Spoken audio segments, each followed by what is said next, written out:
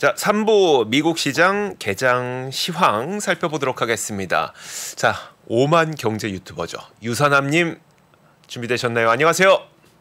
네, 안녕하십니까, 네. 앵커님. 그리고 여러분들, 오늘도 여러분들과 같이 주요 스케줄을 간단하게 정리를 해보고 넘어갈까 합니다. 자, 네. 일단, 오늘, 주호 앵커님도 보셨겠지만, 사실 오늘, 어제 FOMC라는 굉장히 중요한 이벤트가 있지 않았습니까? 네. 이제 그것에 관련해서 오늘도 여러 가지 정보와 여러 가지 뉴스가 떴는데, 일단 오늘은 장 개장 전에 ECB에서 지금 금리에 대한 발표가 있었고요. 그리고 임금 상승 비용에 관련된 정보인 단위 노동 비용, 그리고 앞으로 오늘 오후 4시 반, 미국 시간 기준으로 4시 반에 발표될 연준의 대차 대조표까지 여러 가지 정보가 준비가 되어 있는데요.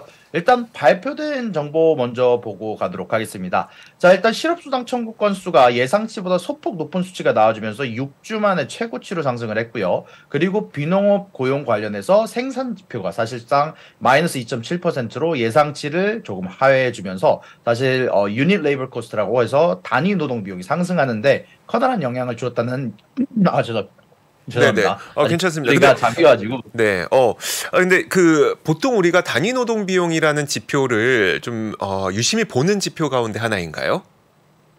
단위 노동 지표라는 거는 사실 이번에 4월에 나올 CPI에 대해서는 그렇게 중요한 정보가 아니지만 사실상 이거는 얼마만큼의 생산하는데 얼마만큼의 노동 비용이 들어가는가를 보여주는 지표다 보니까요. 사실상 생산성이 줄었거나 임금 상승이 커다란 영향을 3월까지 끼쳤다고 보는 게 맞아서 아마 앞으로 주식을 하시는 분들은 지금 당장까지의 성과를 분석하는 데 쓸 수 있는 지표를 쓸 수 있는 지표라고 생각을 합니다. 알겠습니다. 다음으로 네. 네네, 상대적으로 CPI가 앞으로 나올 거에 커다란 영향을 끼치는 지표는 아니라고 보셔도 돼요. 알겠습니다. 자, 그리고 또 어떤 게 있죠? 그리고 오늘 사실 오늘 유가가 68불대로 사실 2021년 이래로 역대 최저치로 떨어지는 유가가 나왔습니다. 사실 정확하게 어떤 일이 있었는지는 아직 밝히지 않았지만 경기 침체 우려로 인한 시장의 반응이 아니었나라는 생각이 들고요. 사실 최근에 뭐 사우디아라비아라든지 오펙에서 계속해서 감산을 지속적으로 하고 있는데도 불구하고 유가가 떨어진다는 것은 결국 시장 쪽에서 유가를 소화하지 못하고 있고 전체적으로 계속 하락하고 있는 모습을 보여주고 있는데 사실 사우디아라비아 같은 경우는 최근에 네옴시티 프로젝트를 진행을 하고 있다 보니까 유가를 80불 이상을 유지를 하기를 원하고 있고 이제 이렇게 계속 상황이 진행되다 보니까 아마 오펙에서 감산을 한 결정 자체가 사실 좋은 선택이 아니었나 오펙 쪽이나 사우디아라비아 쪽에서는 그런 이야기들이 많이 애널리스트들 사이에서 나오고 있고요. 그리고 ECB에서 발표한 금리가 원래는 50bp가 될 수 있다는 예상치가 꽤 많았는데 사실은 25bp로 생각보다 낮은 수치로 조금 이제 슬슬 슬로우 다운을 한다는 움직임을 보여주기 시작을 했습니다. 그러니까 이 유럽연합의 그 금리 인상을 말씀해 주신 거는 유럽도 마찬가지로 약간 그 인상 기조를 좀 둔화시키고 있다. 이 정도의 의미예요? 인상 기조를 둔화시키고 있기도 하고 사실 오늘 라가르도 총재가 나와서 연설을 했었던 말이 은행 쪽에서 일어나는 일을 지켜보고 있다고 얘기를 했는데 아무래도 유럽 쪽에서도 EU 쪽에서도 은행 관련한 정보를 아예 안 볼 수가 없어 보니까 지금 미국에서 일어나고 있는 은행의 연쇄 파산이 유럽 쪽으로도 번지는 것까지도 감안을 해서 이제 슬슬 금리 인상 속도를 조절하는 것을 보여주고 있는 것 같습니다. 사실 이런 부분 관련해서 FOMC 관련한 이야기도 좀 해보고 싶은데요. 어제 FOMC 보셨습니까? 저 내용은 직접 실시간으로는 못 보고 그래도 끝나고 나서 좀 내용 정리는 해봤어요.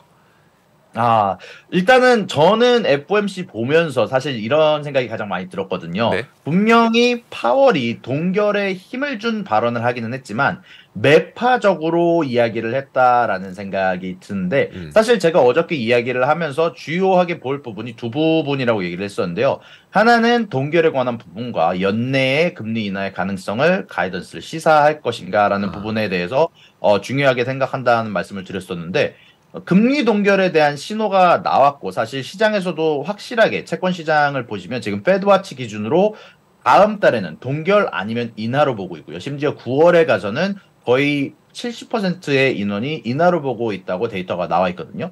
이제 그만큼 사실 연준의 입장에서도 동결을 한다는 쪽에 좀 더 비중을 둔 언어를 썼다고 보시면 되는데요. 사실 그게 가장 크게 드러났었던 부분이 파월이 FOMC를 진행을 하면서 우리가 이제 금리 긴축 사이클의 마지막에 와 있거나 이미 도달해 있다라는 표현을 썼어요. 그리고 이번에 성명서를 보시면 원래 2월 달에는 연속적인 금리 인상이 필요하다. 이제 그리고 3월 달에는 금리 인상이 필요하다. 그리고 이번 달에는 금리 인상에 대해 고민해 볼 시점이 왔다라고 하면서 이렇게 변화되는 시점이 보여줬는데 거기에 대해서 연준에서 이제 파월이 연설을 할 때 아예 대놓고 우리가 성명서에서 이렇게 바꾼 부분이 굉장히 중요한 부분을 표현하는 것이다라는 언어를 쓸 정도로 사실 동결에 굉장히 비중을 둔 발언들이 많았습니다. 물론 탈출구를 남겨놓기는 했는데 혹시라도 만약에 뭐 인플레이션이 높게 나온다면 우리는 가장 인플레이션을 잡는 게 먼저다라고 얘기를 했고요. 그리고 사실 어제 갑작스럽게 주가가 파월의 연설 도중에 폭락한 지점이 있습니다. 네네. 사실 혹시 조 앵커님은 아시나요? 어제 그 막판에, 예, 장 막판에 갑자기 이제 마이너스로 확 돌아서더라고요. 사실 그 전까지 FOMC가 시작하기 전에도 시장은 사실 강보합 쪽에 계속 있었고, FOMC가 진행되는 과정에서도 시장은 오히려 좀 긍정적인 모습을 보이면서 약간 올랐었죠. 근데 그 다음에 바로 이게 쑥 마이너스로 빠지는 모습을 보여서 그때 특별한 사건이 있었던 건가요?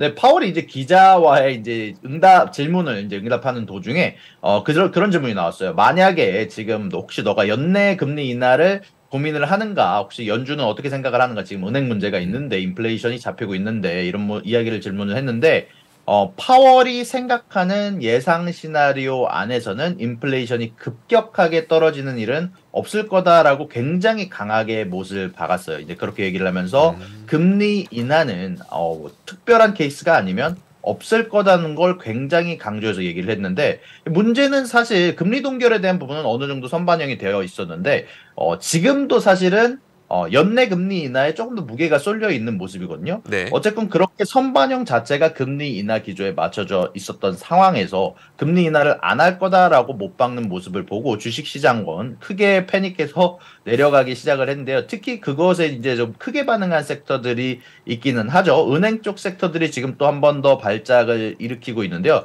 이게 사실 파월이 어제 발언 도중에 했던 발언, 이제 은행은 강하다. 네. 앞으로 FRC가 은행들이 망하고 안 망하고에 어느 정도 라인을 그어줬다라는 표현을 썼는데 그게 끝나고 나서 1시간도 되지 않아서 바로 패시픽 웨스트라는 은행이 이제 저희가 이제 어떻게 보면 여기 스트래티직 옵션이라고 여기 적혀 있는데요. 이제 블룸버그 뉴스에서 여러 가지 판매를 고려하고 있고 판매가 안 될 경우 여러 가지 전략을 고려하고 있다라고 하는데 이 전략적인 고려는 FDIC에 의해서 팔리는 것을 고려할 가능성이 굉장히 높기 때문에 지금 패시픽 웨스트가 사실 주가가 장 후에 거의 30-40% 정도 떨어지는 모습이 나오고 있습니다. 그리고 사실 패시픽 웨스트뿐만이 아니라 지금 웨스턴 얼라이언스를 진 여러 중소은행들이 굉장히 많이 무너지는 모습들이 나오고 있거든요. 네. 이제 이런 부분들 관련해서 사실 뭐 모든 부분들을 다 조사를 할 수는 없지만 사실 중소은행들 같은 경우는 어느 정도 애뉴얼 리포트, 10K 리포트를 보시면은요. 계속해서 뉴스에서 많이 나오는 미실현 손실액에 대한 부분에 어느 정도 찾아볼 수는 있는데요. 이것들이 사실상 대부분이 이 시총의 이제 순자산이라고 하죠. 이제 순자산에 맞물리는 상황까지 도달한 은행들이 있죠. 이제 그 은행이 FRC고 SVB였는데 패시픽 웨스트나 웨스턴 얼라이언스도 약 그 정도 수준에 도달할 수도 있다라는 이야기가 돌고 있으면서 사실 전체적으로 계속 폭락하는데 가속화가 되고 있는 모습입니다. 그러면요, 이 중소은행들의 이 주가 하락이 사실 저도 이제 시가총액 그 히트맵도 나중에 보여드릴 테지만 차지하는 비중이 그렇게 크진 않잖아요. 이게 그렇죠. 심리를 굉장히 크게 자극하는 거죠. 그러면 사실상 이거는 아마 어떻게 보면 연준에게 금리 인하를 강요하는 시장의 움직임이라고 생각을 드는데 일단 기본적으로 사실 이런 은행들이 자산이 충분히 없는 거는 아니거든요. 지금 뭐 아직까지는 예금에 관련해서 이번에 패시픽 웨스트나 웨스턴 얼라이언스에서도 예금이 사실 안정되는 모습이 많이 나왔습니다. 이제 그런 가운데 안에서 이렇게 주가를 폭락시켜서 계속해서 예금이 빠져나감을 가속화시키고 싶어하는 움직임이 보인다고 생각을 하는데 이제 이런 움직임에 관해서 사실 빌 아크만이 한마디를 하기는 했습니다. 이렇게 계속해서 금리가 올라갈 경우 예금의 이탈은 계속해서 가속화될 뿐이다라는 얘기가 나오면서 은행들이 계속 망할 것 같다는 언급을 하기도 했거든요.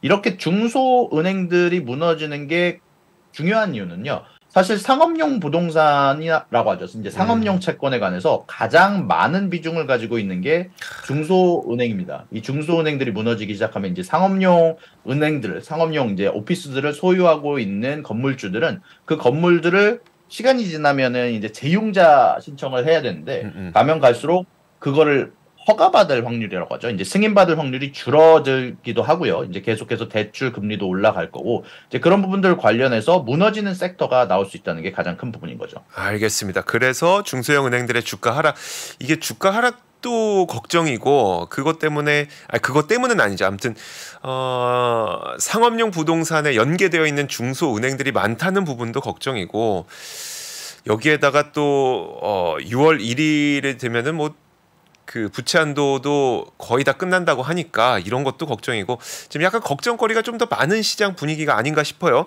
이런 와중에 기업 뉴스들이 꽤 많이 나왔어요. 뭐 어떤 것들이 좀 있었을까요?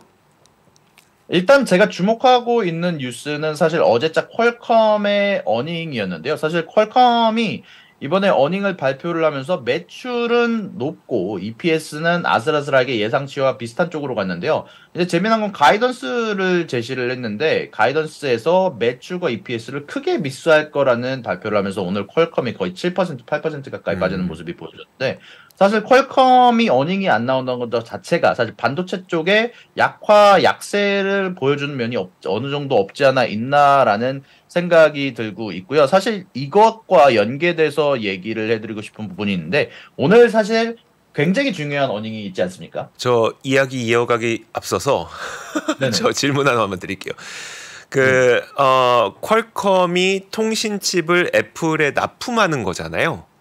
네, 맞습니다. 그 지금 비중이 굉장히 많죠. 굉장히 많죠. 근데 퀄컴이 실적이 안 좋았다는 건 퀄컴의 통신칩을 납품을 못했다는 거고, 그렇죠. 그럼 그 납품을 안 받은 애가 누구냐? 애플인데. 애플은 이제 내일 새벽에 실적을 발표할 텐데 그게 걱정이라는 거죠?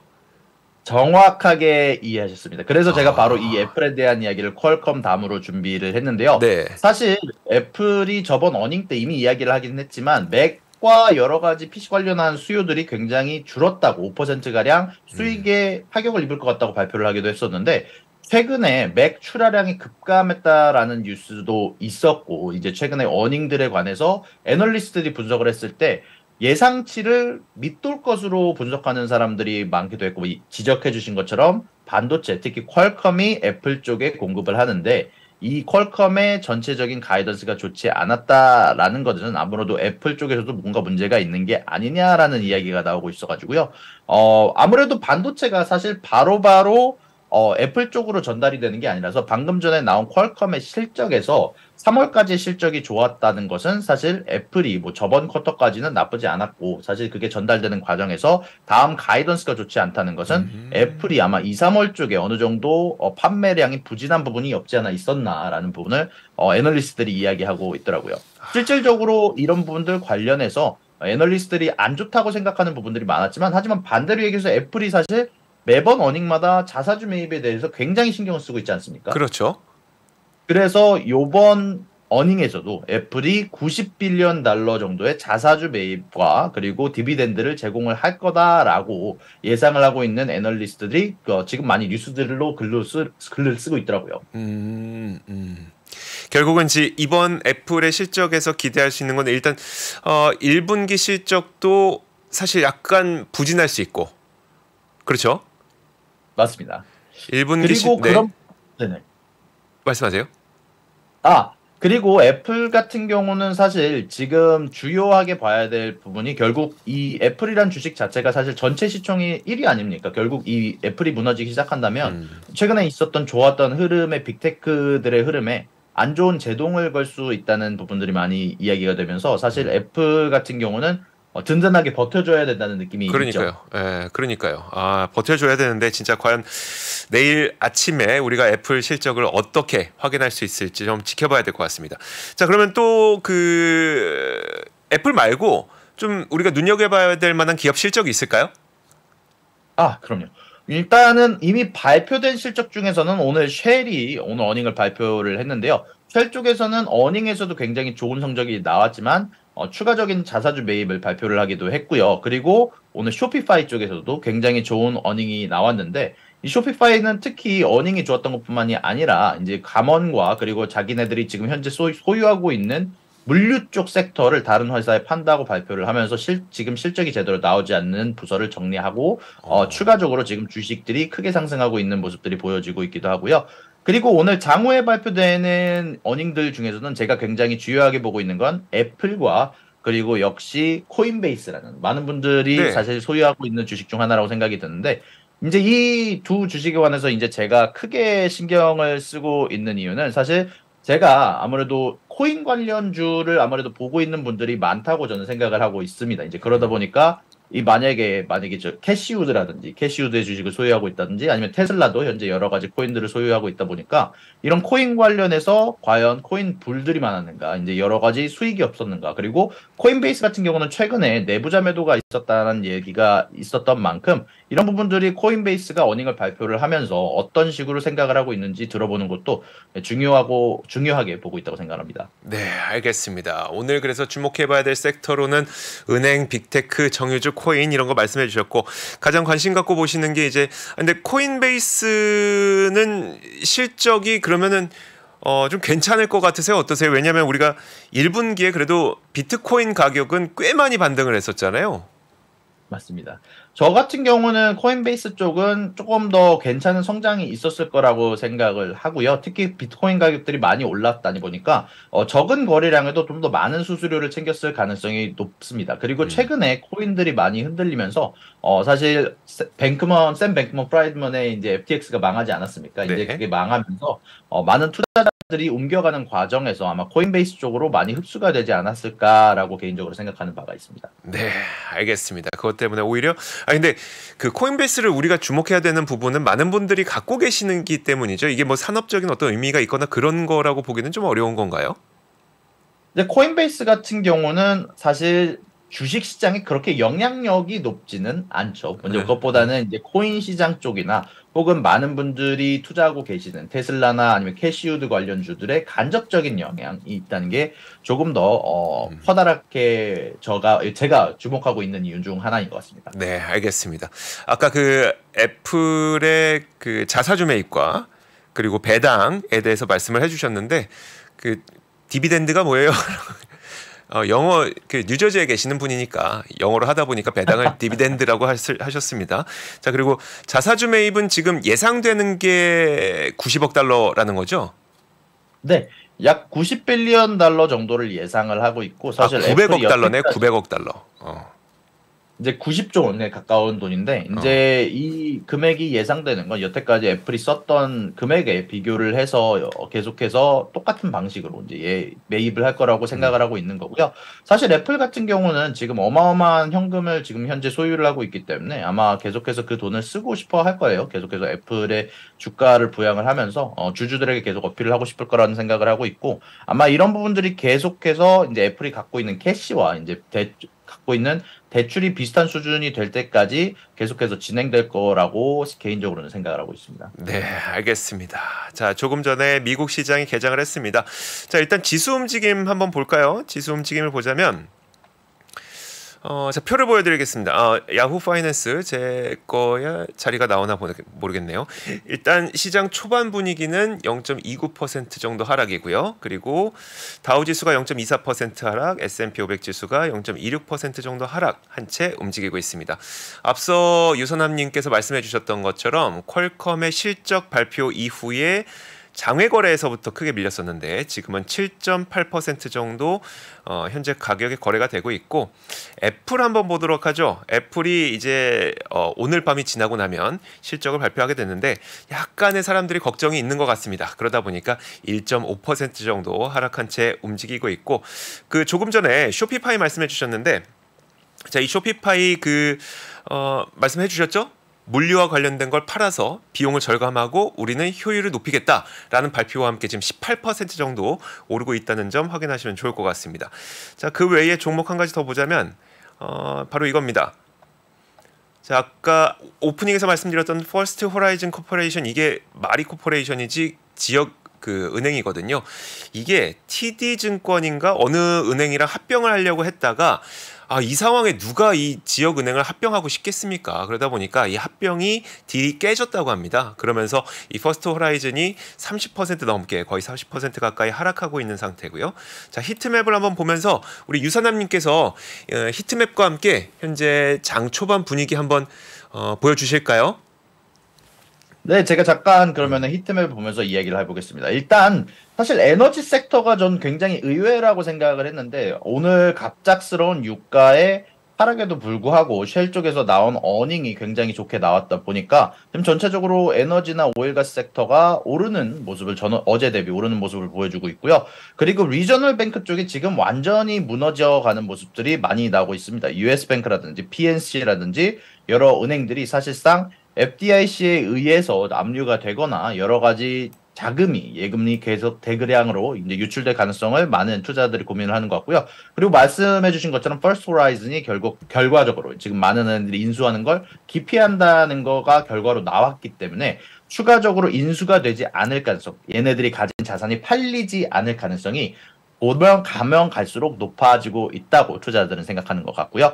그리고 빅테크 쪽 움직임들은 애플의 어닝에 이제 미리 앞서서 전체적으로 움직임이 좀 잠잠한 모습을, 혹은 살짝 하락하는 모습을 보여주고 있는 것 같습니다. 네, 알겠습니다. 자, 이렇게 5월 4일 목요일 개장 시황을 한번 살펴봤습니다. 이제 내일 5월 5일은 우리나라에서는 어린이날인데, 유선남님, 미국은 5월 5일이 무슨 날이에요? 5월 5일은 주식하는 날이죠. 그렇죠. 5월 4일과 같은 5월 5일. 자, 그래서 저희가 5월 5일 어린이날은 저희가 글로벌 방송이 없습니다. 또 국내 시장이 안 열리고 하다 보니까 국내 휴일이기도 하고, 그래서 자, 유사남님께서도 그러면은 내일, 그리고 내일 모레 일요일까지 좋은 시간 보내시고 저희는 월요일에 만나 뵙도록 할게요. 고맙습니다. 감사합니다. 네.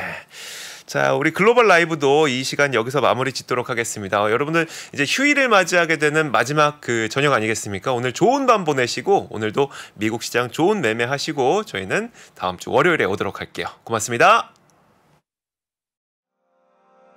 장 시작 전부터 종료까지 쏟아지는 수많은 뉴스와 정보들. 이 중에서 어떤 것이 투자에 정말 도움이 되는 정보일까요? 3프로의 증시 셔터맨 박근영 마스터가 직접 정보를 선별하고 투자의 힌트를 드립니다. 시간도 아끼고 투자 아이디어도 얻는 시간, 박근영 부장의 마켓 힌트와 함께 하세요. 자세한 사항은 3프로 TV 앱과 홈페이지를 확인하세요.